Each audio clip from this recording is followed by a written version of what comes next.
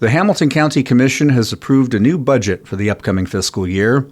William Newlin is with Chattamatters. William, thanks for joining us. Thanks for having me, Ray. Tell us about the new budget for the county. How is it funded? County commissioners passed the budget this week. It's $1.1 billion thereabout. The county general fund, a majority of that is funded through property taxes, as people are probably aware. And the county is going to end up getting the same amount of property taxes the next fiscal year as they did in the current year. Some of the other funding, a lot of it comes from state shared taxes and grants as well. Remind us what this all pays for. Hamilton County Schools is the biggest item in the county budget. I think people need to remember that the county commission ultimately approves a budget that comes from the superintendent and the school board. And so that's tied into this larger county budget, and that's about $700 million.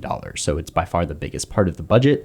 The school board sent the county commission a balanced budget, exactly the same amount of local revenue that's going to go to schools next year. And there's about $20 million more coming from the state. And so besides schools, other county services, the court system, emergency medical services, the sheriff's office, highway repairs. And then what does this mean for the county's share of property taxes? What does this mean for homeowners, their property taxes that they pay to the county? Like I mentioned, the county is going to get the same amount of property tax revenue next year as they did this past year. That's because they decided not to raise taxes. This was a reappraisal year. And so the county property assessor sent a new tax rate to create that revenue neutral rate. The county commissioners approved that rate this week. The county has been talking about how this is the lowest tax rate since 1941, which is true. But when you think about how much property value has gone up after this reappraisal process, that doesn't mean tax bills will be much lower than they were. In fact, a majority of tax-paying property owners in the county will be paying probably about the same or more in property taxes in the coming year. And for people who want to keep up on everything at Chattamatters, where can they go online? Chattamatters.com.